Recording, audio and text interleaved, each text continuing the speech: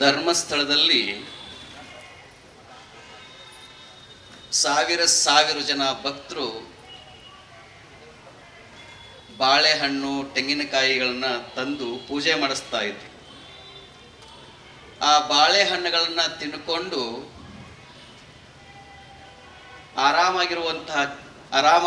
ಆಗಿರುವಂತಹ ಮಂಗಗಳಿಗೆ ಸ್ವಲ್ಪ ಕೆಟ್ಟ ಬುದ್ಧಿ ಬಂತು. ಬರೇ ಬಾಳೆಹಣ್ಣು ತಿನ್ಕೊಂಡಿದ್ದಿದ್ರೆ ನಡೀತಿತ್ತು ಆ ಮರಕಟ್ಟಗಳಿಗೆ. ಅವುಗಳು ಏನ್ ಮಾಡಿದ್ವು ಅಂತ, ಭಕ್ತರು ಕೇವಲ ಬಾಳೆಹಣ್ಣು ತರ್ತಿರಲಿಲ್ಲ, ದೇವ್ರಿಗೆ ಹೋಗ್ಬೇಕಾದ್ರೆ ಉದ್ಬತ್ತಿ ತರ್ತಾ ಇದ್ರು, ಅಗರಬತ್ತಿ ತರ್ತಾ ಇದ್ರು. ಆ ಕಿಡಿ ಕಣ್ಣಿತವು. ಆ ಕಿಡಿ ತಗೊಂಡು ಏನ್ ಮಾಡಿದ್ರು ಅಂತಂದ್ರೆ, ಆ ಮಂಗಗಳು ಧರ್ಮಸ್ಥಳಕ್ಕೆ ಬೆಂಕಿ ಹಚ್ಚು ಕೆಲಸ ಮಾಡಕ್ ಶುರು ಮಾಡಿಬಿಟ್ಟು ಆ ಕಿಡಿ ಬೆಂಕಿ ಆಗ್ಲಿಕ್ಕೆ ಶುರು ಆಯ್ತು. ನೋಡ್ತಾ ನೋಡ್ತಾ ಒಂದು ಮಂಗ ಇನ್ನೊಂದು ಮಂಗ ಸೇರ್ಕೊಂಡು ಸ್ಲೋಲಿ ನಿಧಾನವಾಗಿ ಏನ್ ಮಾಡಕತ್ತು, ಆ ಬೆಂಕಿ ಹಚ್ಚು ಕೆಲಸ ಮಾಡಕ್ ಶುರು ಮಾಡಿ ಕ್ಷಣದಲ್ಲಿ ಆ ಬೆಂಕಿ ಜೋರಾಗಿ ಆವರಿಸ್ಲಿಕ್ಕೆ ಶುರು ಆಯ್ತು. ಅಲ್ಲೇ ಒಂದು ಗಿಳಿ ಇತ್ತು, ಅದು ತನ್ನ ಮಕ್ಕಳ ಗೂಡು ಕಟ್ಟಿತ್ತು. ಅದು ಸುಮ್ಮನೆ ಸ್ವಲ್ಪ ಹೋಗಿತ್ತು ತನ್ನ ಮಕ್ಕಳಿಗೆ ಆಹಾರ ತೆಗೆದುಕೊಂಡು ಬರಬೇಕು ಅಂತೇಳಿ. ಬರುತ್ತಳವಾಗಿ ಅದೇನು ಗೂಡಿಟ್ಟಿತ್ತಲ್ಲ, ಗೂಡಿನಲ್ಲಿರುವಂಥ ಸಣ್ಣ ಗಿಳಿಗಳು ಕೂಡ ಅವು ಸುಟ್ಟು ಕರಗಲಾಗಿತ್ತು. ಅದು ನೋಡಿತು, ಒಂದು 4 ಕಣ್ಣೀರು ಹಣ್ಣಿ ಹಾಕ್ತು. ಆದರೆ ಗಿಳಿ ಏನು ಮಾಡಿತು, ಸುಮ್ಮನೆ ಕುತ್ಕೋಲಿಲ್ಲ. ಅದು ಈ ಕಡೆ ಮಂಗಗಳು ಬೆಂಕಿ ಹಚ್ಚಕ್ಕೆ ಶುರು ಮಾಡಿದ್ದು. ಗಿಳಿ ಏನು ಮಾಡಿತ್ತು ಅಂತಂದ್ರೆ, ದೂರ ಹಾರ್ಕೊಂಡು ಬಂದು ಒಂದು ಚುಂಚ ಬಾಯೊಳಗೆ ಒಂದು ಸ್ವಲ್ಪ ನೀರು ತೆಗೆದುಕೊಂಡು ಬಂದು ಎಲ್ಲೆಲ್ಲಿ ಬೆಂಕಿ ಹತ್ತಲ್ಲ ಅಲ್ಲಿ ಹಾಕಕ್ಕೆ ಶುರು ಮಾಡಿತ್ತು. ದೂರ ಹಾರುವುದು, ಒಂದು ಹನಿ ನೀರು ತರೋದು, ಎಲ್ಲಿ ಬೆಂಕಿ ಹತ್ತಿರತ್ತೆ ಅಲ್ಲಿ ಹಾಕೋದು. ಹಿಂಗೆ ಪೂರ ದಿನ ಎಲ್ಲ ಮಾಡಕತ್ತಿತ್ತು. ಈ ಕಡೆ ಬೆಂಕಿ ಹಚ್ಚಕ್ಕೆ ಶುರು ಮಾಡಿದ್ದು ಮರಕಟ್ಟಗಳು. ಅಲ್ಲೊಬ್ಬ ಸಂತ ಇದನ್ನು ಮಾಡೋದನ್ನು ನೋಡಿದ. ನೋಡಿ ಆ ಗಿಳಿ ಕರೆದ, ಏ ಗಿಳಿ, ನಿನಗೆ ಬುದ್ಧಿ ಇಲ್ಲವೇನು? ಇಷ್ಟೊಂದು ಕೆಟ್ಟ ಮಂಗಗಳು ಈ ಕೆಟ್ಟ ಬಿಸಿಲೊಳಗ ಬೆಂಕಿ ಹಚ್ಚಕ್ಕೆ ಶುರು ಮಾಡಿದಾವ, ನಿಂದು ಒಂದು ಹನಿ ಎಲ್ಲಿ ಆಗ್ತದೆ ಅಂತ ಕೇಳಿದ. ನೀನು ಹಾಕುವ ಒಂದು ಹನಿಯಿಂದ ಹೆಂಗ ಆಗ್ತದ ಅಂತ ಕೇಳಿದ.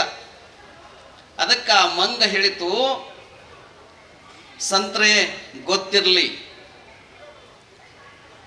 ನಾಳೆ ಬೆಂಕಿ ಹಚ್ಚಿದವರು ಸಾಯ್ತಾರ, ನಾನು ಸಾಯ್ತೇನೆ. ನಾಳೆ ನಾವು ಮೇಲೆ ಹೋಗ್ತೀವಿ, ಯಮಲೋಕ ಹತ್ರ ಹೋಗ್ತೀವಿ. ಅವನ ಹತ್ರ 2 ಬುಕ್ ಇರ್ತಾವ. ಒಂದು ಬುಕ್ನಲ್ಲಿ ಬೆಂಕಿ ಹಚ್ಚಿದವ್ರ ಲಿಸ್ಟ್ ಇರ್ತದ, ಇನ್ನೊಂದು ಬುಕ್ನಲ್ಲಿ ಬೆಂಕಿ ಆರ್ಸೋರ್ ಲಿಸ್ಟ್ ನಲ್ಲಿ ಇರ್ತದ. ನಾನು ಬೆಂಕಿ ಆರ್ಸೋರ್ ಲಿಸ್ಟ್ ನಲ್ಲಿ ಇರ್ತೀನಿ, ಅದಕ್ಕಾಗಿ ಇದನ್ನು ಮಾಡಕತ್ತೇನೆ ಅಂತ ಹೇಳಿತ್ತು. ನೆನಪಿರ್ಲಿ ಸಂತ್ರೆ, ನಿಮ್ಮಂತ ಸಂತರು ಸುಮ್ಮ ಕುತ್ಕೊಂಡಿರೋದ್ರಿಂದ ಬೆಂಕಿ ಹಚ್ಚಾಕತ್ತದ, ನನ್ನ ಜೊತೆಗೆ ನೀವು ಬರ್ರಿ ಅಂತ ಹೇಳಿತ್ತು. ಇವತ್ತು ಈ ಗಿಳಿ ಬಂದಕ್ಕೆ ಈ ಸಂತರು ಬಂದಾರ. ಈ ನಾಡಿನಲ್ಲಿರುವಂತ ಕೇವಲ ಒಬ್ಬ ಸ್ವಾಮಿಗಳು. ವಸಂತ ಬಂದಾಗಿದೆ, ಕಾಗೆಗಳ ಕರ್ಕಶ ಖತಮ್ ಆಗ್ತಾ ಇದೆ. ಕೋಗಿಲೆಗಳು ಇಂಪಾದ ನಾದವನ್ನ, ಗಿಳಿಗಳ ಇಂಪಾದ ನಾದವನ್ನ ಕೇಳುವ ಸಮಯ ಬಂದಿದೆ. ಈ ನಾಡಿನಲ್ಲಿರುವಂತಹ ಮಠಾಧೀಶರು, ಪೀಠಾಧೀಶರು, ಸ್ವಲ್ಪ ನಿಮಗೆ ನೆನಪಿರಲಿ, ಇವತ್ತು ಧರ್ಮಸ್ಥಳ ಹೆಗಡೆಯವರೆಗೆ ಬಂದಿದೆ. ಆ ಧರ್ಮಸ್ಥಳಕ್ಕೂ ನಮಗೇನು ಅಂತ ಸಂಬಂಧ ಅಂತ ತಿಳ್ಕೊಳ್ಳಿಕ್ಕೆ ಹೋಗ್ಬೇಡಿ. ಪಕ್ಕದ ಮನೆಗೆ ಬೆಂಕಿ ಹತ್ತಿದಾಗ ನೀವು ಖುಷಿಯಾಗಿರ್ಲಿಕ್ಕೆ ಹೋಗ್ಬೇಡಿ. ಆ ಬೆಂಕಿ ನಾಳೆ ನಿಮ್ಮ ಮನೆಗೆ ಆವರಿಸ್ಕೊಳ್ತದೆ. ಇವತ್ತು ಧರ್ಮಸ್ಥಳಕ್ಕೆ ಬಂದಿದೆ, ಕೆಲವು ದಿನಗಳಿಂದ ಶನಿ ಶಿಗ್ನಾಪುರಕ್ಕೆ ಬಂತು, ನಿಮಗೆಲ್ಲ ಗೊತ್ತಿದೆ. ಈಗ ಅಯ್ಯಪ್ಪ ಸ್ವಾಮಿಯಿಂದ ಅಣ್ಣಪ್ಪ ಸ್ವಾಮಿ ಹತ್ರ ಬಂದಿದ್ದಾರೆ ಅವರು. ಅದಕ್ಕೆ ಈ ಸಂದರ್ಭದಲ್ಲಿ ನಾವು ಸುಮ್ಮ ಕುತ್ಕೊಳ್ಳುವಂತ ಜಾಯಮಾನ ಆಗಬಾರದು. ಶತಮಾನಗಳಿಂದ 200 ವರ್ಷಗಳ ಹಿಂದೆ ಬ್ರಿಟಿಷರು ಭಾರತಕ್ಕೆ ಬಂದ್ರಲ್ಲ, ಈ ದೇಶದಲ್ಲಿ ಸಾವಿರ ಜನ ಚಕ್ರವರ್ತಿಗಳಿದ್ರು, ರಾಜರಿದ್ರು.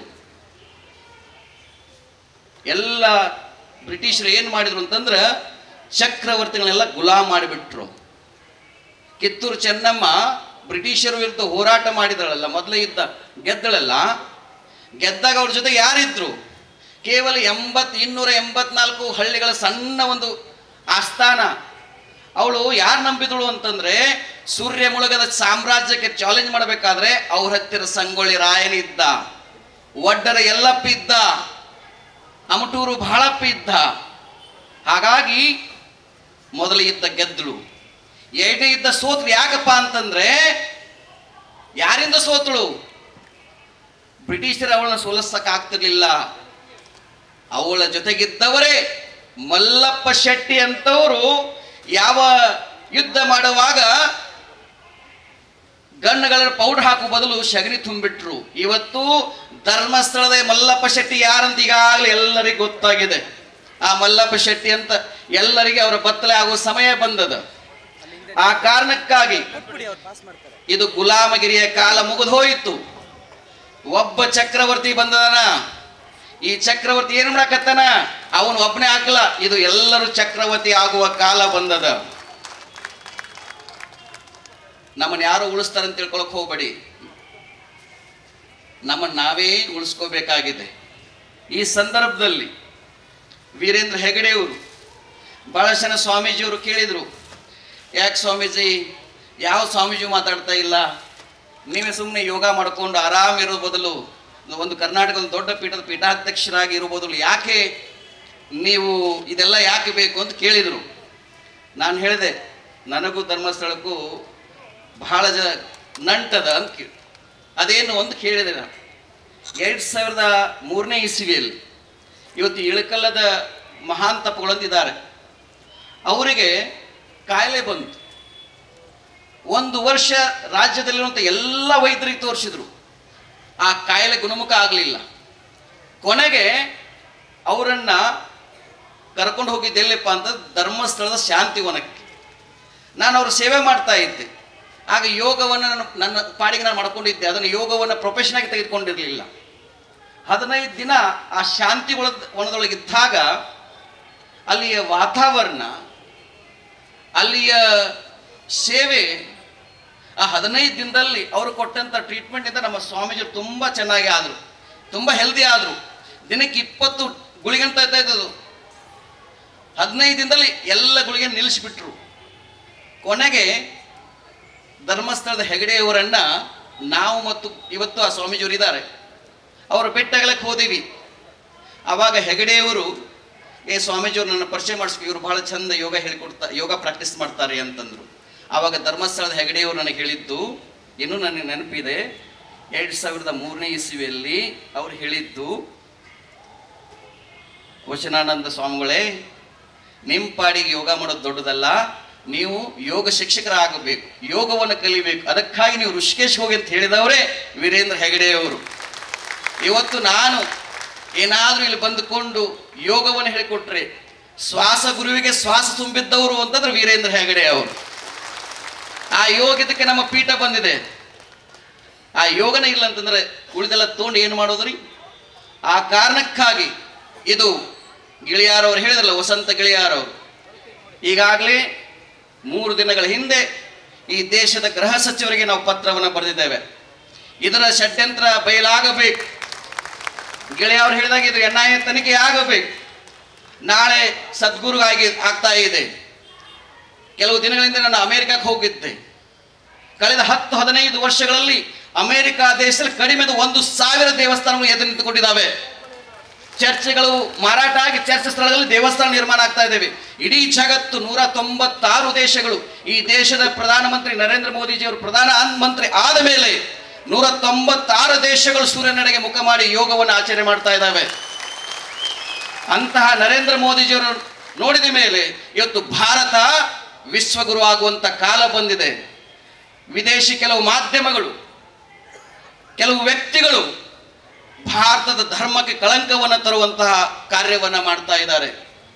ಅವರ ಉದ್ದೇಶ ಏನು? ಅವರು ಸಣ್ಣ ಪುಟ್ಟ ವ್ಯಕ್ತಿಗಳನ್ನ ಟಚ್ ಮಾಡ್ತಾ ಇಲ್ಲ.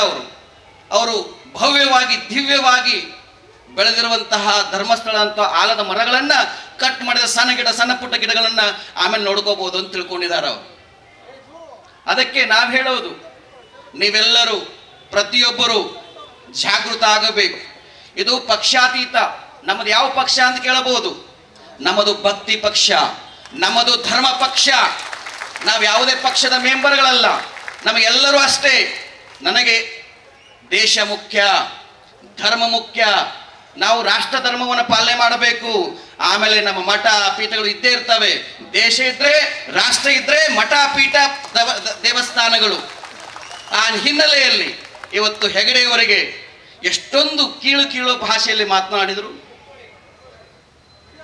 ಎಂಥ ದೊಡ್ಡ ವ್ಯಕ್ತಿತ್ವ ಗೊತ್ತವರು. ನಿಮಗೆ ಗೊತ್ತಿರಲಿ, ನಿಮಗೆಲ್ಲ ಗೊತ್ತು, ಹದ್ದು ಗೊತ್ತು. ಹದ್ದು ಅತ್ಯಂತ ಕಾಟ ಕೊಡುವಲ್ಲಂತ ಒಂದು ಪಕ್ಷಿ ಅಂತಂದ್ರೆ ಹದ್ದಿಗೆ ಕಾಗೆ.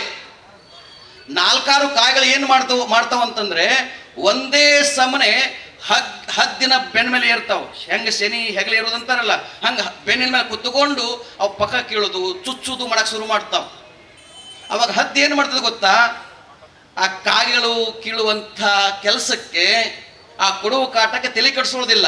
ಸುಮ್ಮನೆ ಏನು ಮಾಡ್ತದೆ ಅಂತಂದ್ರೆ ಆ ಹದ್ದು ನಿಧಾನವಾಗಿ ಮೇಲ್ ಹಾರ್ಲಿಕ್ಕೆ ಶುರು ಮಾಡ್ತದೆ. ಸ್ಲೋಲಿ ಮೇಲ್ ಹಾರಕ್ಕೆ ಶುರು ಮಾಡ್ತದೆ. ಎಷ್ಟು ಹಾರ್ತದೆ ಅಂತಂದ್ರೆ ಆಕ್ಸಿಜನ್ ಕಡಿಮೆ ಆಗ್ಬೇಕು ಅಷ್ಟು ಮೇಲೆ ಹಾರ್ತದೆ. ಆಕ್ಸಿಜನ್ ಕೊರತೆ ಆದ್ಮೇಲೆ ಒಂದಕ್ಕೆ ಒಂದು ಕಾಯಿಗಳು ಕೆಳಗೆ ಬೀಳಕ್ಕೆ ಶುರು ಮಾಡ್ತಾವ. ಈ 3-4 ಕಾಯಿಗಳು ಬಿದ್ದಿದಾವೆ ಈಗ. ಅಂತಹ ಧರ್ಮಕ್ಷೇತ್ರಗಳು ಹದ್ದಾಗಿ ಎಷ್ಟೇ ಟೀಕೆಗಳು ಬರಲಿ, ಎಷ್ಟೇ ನೋವುಗಳು ಬರಲಿ, ಹೆಗಡೆಯವರು ಧರ್ಮ ಕಾರ್ಯವನ್ನ, ಸಾಮಾಜಿಕ ಕಾರ್ಯವನ್ನ, ಅವರಿರುವಂತಹ ಬದ್ಧತೆ, ನಾಡಿನ 1000 ಮಠಾಧೀಶ 1008 ಮಠಾಧೀಶ ಒಂದು ಕಡೆ ತೆಗೆದುಕೊಂಡು ಬನ್ನಿ, ಅಖೇಲ ಧರ್ಮಸ್ಥಳ ಹೆಗಡೆ ಒಬ್ರು. ನಾನು ಕಳೆದ 1 ತಿಂಗಳಿಂದ ಇಡೀ ಕರ್ನಾಟಕದಲ್ಲಿ 18 ಜಿಲ್ಲೆಗೆ ಪ್ರವಾಸ ಮಾಡಿದ್ದೇನೆ. ಹರಶ್ರಾವಣದಲ್ಲಿ ಯಾವುದೇ ಊರಿಗೆ ಹೋದ್ರೆ ಅಲ್ಲಿ ಸಾವಿರಾರು ಜನ ಹೆಣ್ಣು ಮಕ್ಕಳಿಗೆ ಉದ್ಯೋಗವನ್ನು ಕೊಡ್ತಾ ಇದ್ದಾರೆ. ಯಾವುದೇ ಒಂದು ಊರಲ್ಲಿ ಒಂದು ದೇವಸ್ಥಾನ ನಾಶ ಆಗ್ತಾ ಇದ್ರೆ, ಅಳಿವಿನ ಅಂಚಿನಿದ್ರೆ ಅಂತಹ ದೇವಸ್ಥಾನಗಳನ್ನು ಪುನರುತ್ಥಾನ ಮಾಡಿರುವಂತಹ ವೀರೇಂದ್ರ ಹೆಗಡೆ ಅವರು. ಕೆರೆಗಳು, ನಮ್ಮ ರೈತರ ಕೆರೆಗಳು ಮಳೆ ಬರದೇ ಇದ್ದಾಗ ಕೆರೆಗಳು ಅಭಿವೃದ್ಧಿ ಆಗಬೇಕು ಅಂತೂ ಸಾವಿರಾರು ಕೆರೆಗಳು ಕಟ್ಟಿದಂತಹ ಮಹಾತ್ಮ, ಅವನಿಗೆ ಆಕಾಶಕ್ಕೆ ಹೋಗ್ಯಾಕೆ ಹೋಗಿದ್ರಿ, ಆ ಆಕಾಶಕ್ಕೆ ಹೋಗ್ಯಾಕೆ ಹೋದ್ರೆ ಅದು ಆ ಉಗುಳು ನಿಮ್ಮ ಮ್ಯಾಗ ಬೀಳ್ತದೆ ಗೊತ್ತಿರಲಿಲ್ಲ. ಇದು ವಿಜಯೋತ್ಸವದ ಕಾಲ ಇದು. ಆ ಮೂಲಕವಾಗಿ ಇವತ್ತು ಬಹಳಷ್ಟು ಜನ ಯೂಟ್ಯೂಬರ್ ಬಂದಿದ್ದಾರೆ. ಒಂದು 3-4 ಜನ ಯೂಟ್ಯೂಬರು ಅವರು ಧರ್ಮ ಕ್ಷೇತ್ರದ ಬಗ್ಗೆ ಅಪಪ್ರಚಾರ ಮಾಡಕ್ಕೆ ಶುರು ಮಾಡಿದ್ರು.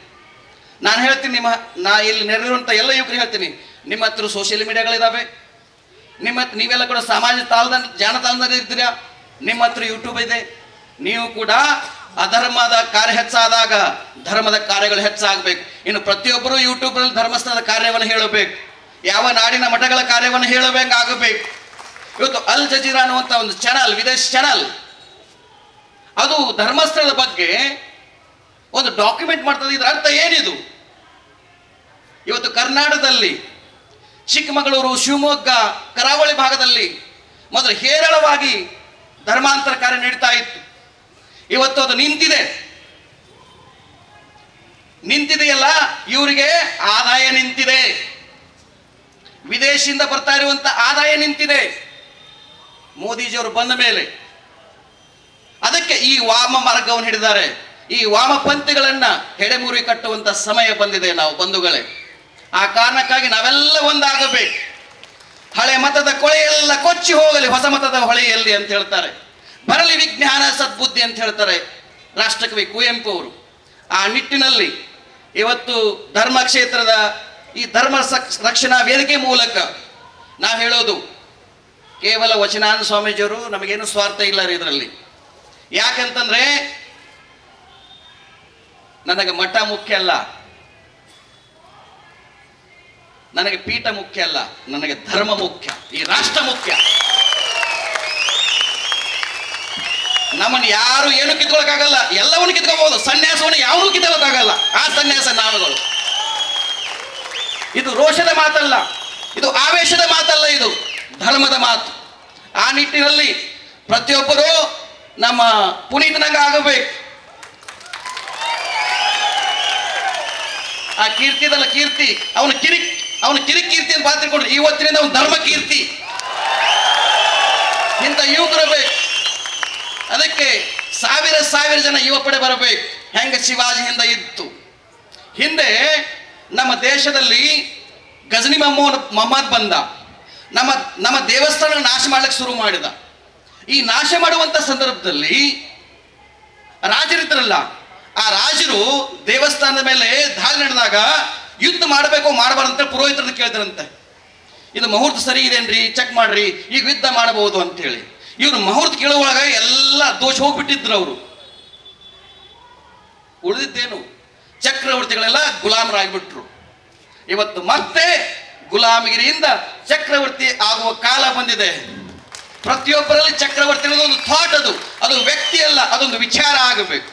ಗಿಳಿ ಅನ್ನೋದು, ವಸಂತ ಅನ್ನೋದು ಅದು ವ್ಯಕ್ತಿ ಅಲ್ಲ, ಅದೊಂದು ವಿಚಾರ ಆಗಬೇಕು.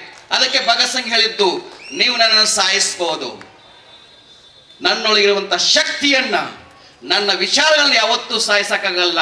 ನಾವು ಸಾಯ್ತೀವಿ, ನೀವು ಸಾಯ್ತೀವಿ, ಆದರೆ ನಾವೆಲ್ಲರೂ ಸತ್ರು ಚಿಂತೆ ಇಲ್ಲ.